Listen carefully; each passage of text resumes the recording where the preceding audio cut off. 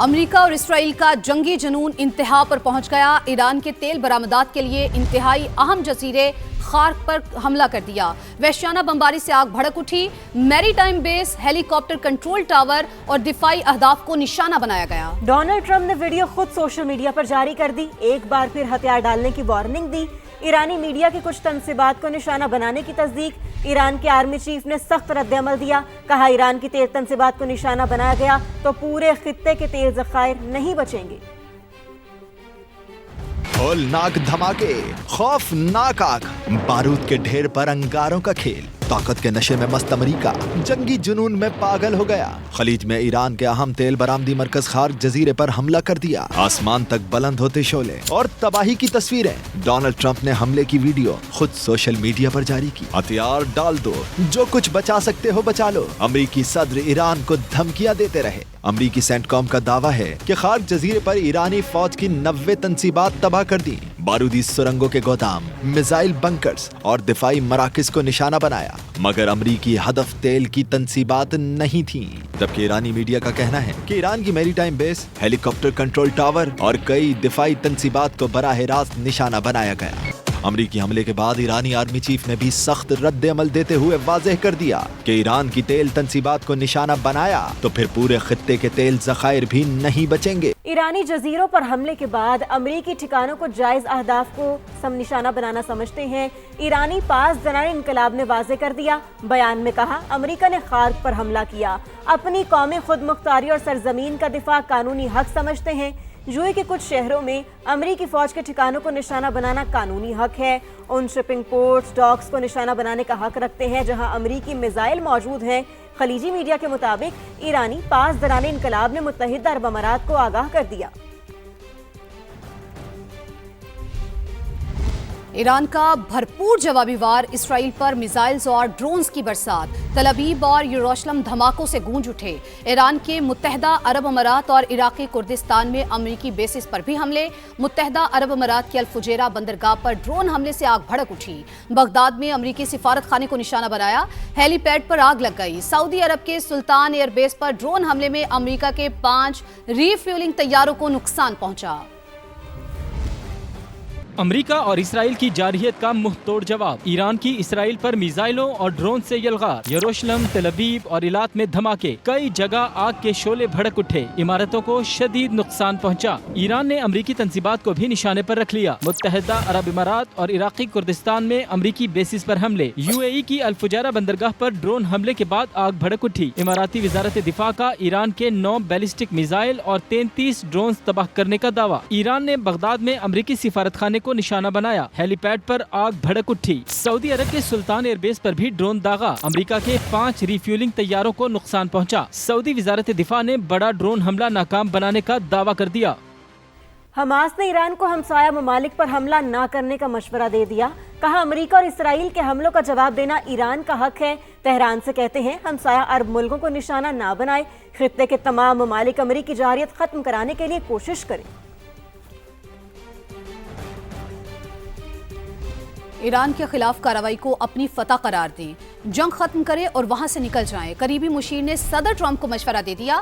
Financial Times کے مطابق Trump انتظامیہ میں ایران جنگ سے متعلق شدید تشویش ہے۔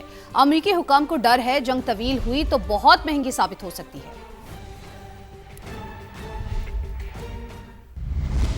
کسی بھی صورت آبنائے ہرمز جلد کھلوائیں گے، اسے محفوظ اور آزاد جگہ بنائیں گے۔ امریکی صدر ڈونلڈ ٹرمپ کا دو ٹوک اعلان، کہا امید ہے آبنائے ہرمز کو کھلا رکھنے کے لیے چین، جاپان، فرانس، جنوبی کوریا اور برطانیہ جنگی جہاز بھیجیں گے۔ صدر ٹرمپ نے کہا ہم ایران کی جنگی صلاحیت 100% ختم کر چکے، امریکہ ایران کی کشتیوں اور جہازوں کو تباہ کرتا رہے گا۔ سوشل میڈیا بیان میں صدر ٹرمپ نے کہا سعودی عرب کے ہوائی اڈے سے متعلق گمراہ کن خبر چلائی گئی۔ سعودی عرب میں 5 میں سے 4 طیارے ٹھیک اور مکمل فعال ہیں۔ نیو یارک ٹائمز اور وال اسٹریٹ جرنل غلط خبریں پھیلا رہے ہیں۔ جعلی میڈیا چاہتا ہے ہم یہ جنگ ہار جائیں۔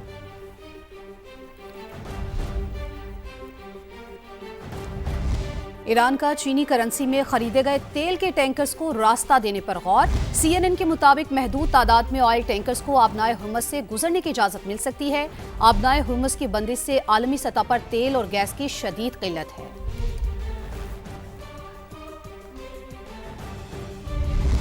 खित्ते में जंग के असरात से बचाव के लिए इक़दामात, खुद मुख्तार इदारों के मुलाजमीन की तनख्वाहों में भी 5 से 30% तक कटौती का फैसला। बचत अवामी रिलीफ के लिए इस्तेमाल की जाएगी। वज़ीर-ए-आज़म की ज़ेर सदारत जायजा इजलास में बचत प्लान के निफाज का जायजा। सरकारी अफसरान और काबीना अरकान के बैरूनी दौरों पर मुकम्मल पाबंदी बरकरार रहेगी।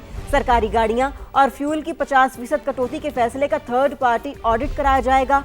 हफ्तावार 4 दिन काम का इत्तलात कानून नाफिज करने वाले इदारों और FBR पर नहीं होगा। सादगी और किफ़ायत शारी के अहकामात पर अमल दरामद कराया जाए। वज़ीर-ए-आज़म ने तमाम सिफारत खानों को 23 मार्च की तकरीबात इंतहाई सादगी से मनाने की हिदायत कर दी।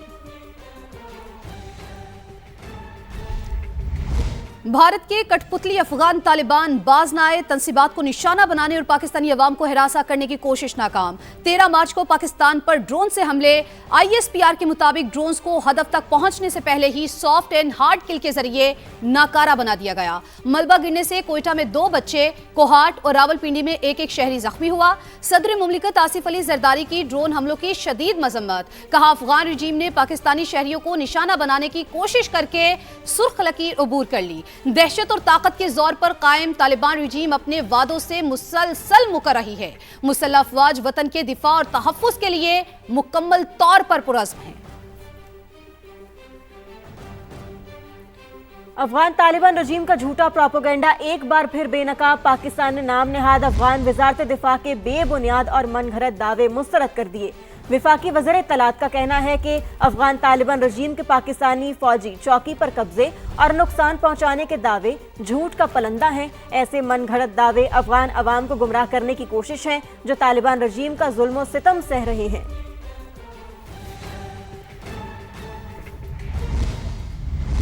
पाकिस्तान के हमलों का खौफ अफगान तालिबान रजीम के सर पर सवार। मुतादिद ओहदेदार दूसरे इलाकों में जाने लगे। कई ओहदेदार बामियान और दायकंदी मुंतकिल। कुछ ओहदेदार 4 हेलीकॉप्टर्स के जरिए सूबा गौर मुंतकिल हो गए हैं। तो आपको अपडेट कर रहे हैं, पाकिस्तान के हमलों का खौफ अफगान तालिबान रजीम के सर पर सवार है। मुतादिद ओहदेदार दूसरे इलाकों में जाने लगे हैं। कई ओहदेदार बामियान और दायकंदी मुंतकिल हो चुके हैं। गजा में रेत के तूफान से इसराइली जंग से तबाहल फलस्तीनियों की मुश्किलात बढ़ गईं। अरब मीडिया के मुताबिक तूफान के साथ तेज हवाओं और गर्दो गुबार ने गजा को लपेट में ले लिया। तूफानी हवाओं से बेघर फलस्तीनियों के खैमे उखड़ गए। गजा के बासियों को सांस की बीमारियों और दीगर मुश्किलात का सामना करना पड़ा। फलस्तीनी पहले ही तिब्बी सहूलियात की कमी और ख़राब रिहायशी हालात का शिकार हैं। रेत के तूफान ने इसराइल के बेशतर हिस्से लपेट में लिए। जनूबी इलाकों में बिजली मुअत्तल हो गई। आपको अपडेट कर रहे हैं, यहाँ हम खबर है। गजा में रेत के तूफान से इसराइली जंग से तबाहल फलस्तीनियों की मुश्किलात बढ़ गईं। अरब मीडिया के मुताबिक तूफान के साथ तेज हवाओं और गर्दो गुबार ने गजा को लपेट में ले लिया। खैबर पख्तूनख्वा हुकूमत ने सरकारी महकमों में नई अशिया की खरीदारी पर पाबंदी आयद कर दी है। तमाम सरकारी महकमों में 30 जून तक हर किस्म की खरीदारी बंद रहेगी। महकमा खजाना खैबर पख्तूनख्वा के एलामिये के मुताबिक सूबे में किफ़ायत शारी मुहिम शुरू कर दी गई है। पाबंदी का मकसद माली नज़्म ज़ब्त को बरकरार रखने और अखराजात को कंट्रोल करना है, ताकि किसी भी हंगामी हालात के लिए पहले से तैयार रहा जाए। IT आलात और सॉफ्टवेयर की खरीदारी को पाबंदी से मुस्तस्ना रखा गया है। पाबंदी का नफाज हुकूमती फंड से चलने वाले तमाम इदारों पर भी होगा। मुल्क में पेट्रोलियम मसनूआत के ज़खायर तसल्ली बख्श करार। वफाकी वज़ीर ख़जाना मोहम्मद औरंगज़ेब की ज़ेर सदारत पेट्रोल प्राइसेस मॉनिटरिंग कमेटी का इजलास। आलमी मंडी में तेल की कीमतों में उतार चढ़ाव का जायजा लिया गया। पेट्रोल प्राइसेस मॉनिटरिंग कमेटी का ईंधन की बचत और जिम्मेदाराना इस्तेमाल के इक़दामात पर भी गौर। वज़ारत ख़जाना ने ब्रीफिंग दी कि पेट्रोल और डीजल की सप्लाई चेन मामूल के मुताबिक चल रही है। सप्लाई बरकरार रखने के लिए हुकूमती इंतजामात मुकम्मल हैं। आइंदा हफ्तों में पेट्रोलियम मसनूआत की फराहमी बरकरार रहने की तवक्को है। वज़ीर ख़जाना मोहम्मद औरंगज़ेब ने कहा, हुकूमत की अव्वलीन तरजीह मुल्क भर में ईंधन की बिलातातुल फराहमी है।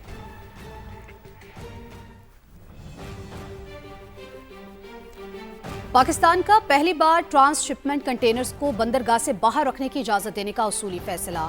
बहरी तिजारत को वॉर रिस्क सरचार्ज से बचाने के हवाले से भी अहम हिदायत जारी की गई। Chairman KPT admiral retired Shahid Ahmad की समा से गुफ्तगू। कहा, बरतानिया में पाकिस्तानी हाई कमिश्नर को बहरी जहाज़ों को इंश्योरेंस कवर देने वाले इदारे से राबते की हिदायत कर दी गई है।